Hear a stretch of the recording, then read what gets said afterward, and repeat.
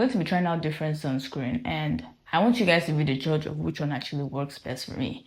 You see, I looked high and low, couldn't find no sunscreen. I have tried. If you're dark skinned, you know how hard it is to find sunscreen that is suited for our skin type, which is why I have so much different sunscreen, because in my bid to find the perfect sunscreen, so to say, I have purchased so many different sunscreen.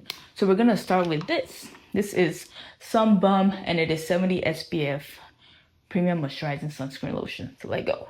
This Sun Bum 70 SPF sunscreen, they need to call this thing sunscreen, not sunscreen, because if this hurts your eye, you're going to scream. Like, forget about seeing for that day.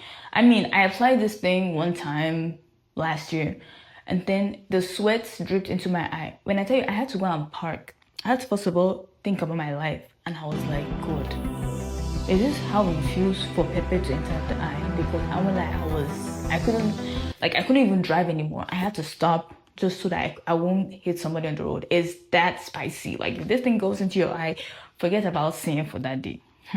Sunscreen, not sunscreen. General rule of thumb when you're applying sunscreen is you're supposed to take. So I've heard so many different rules. Some people say you're supposed to get a nickel-sized amount, or you're supposed to do the 2-finger technique.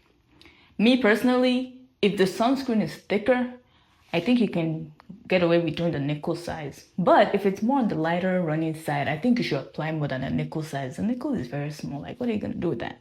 So this is me applying the Sun Bum 70 SPF moisturizing sunscreen. This seems like nickel size. I don't know. This is gonna have to work. So we're gonna try the Sun Bum. Yay! Hey, Jesus, yay. Thank God for actually, this one was about to enter my eye. Now we're going to wait. Normally, if you're applying a sunscreen and it has a white cast, the general rule of thumb is that you're going to wait for at least 10 minutes so that it can absorb into your skin. Now, I don't know if this one will absorb, because I've tried it before. It did not absorb correctly, but let me give it the benefit of doubt. I want you guys to be the judge. 20 minutes later.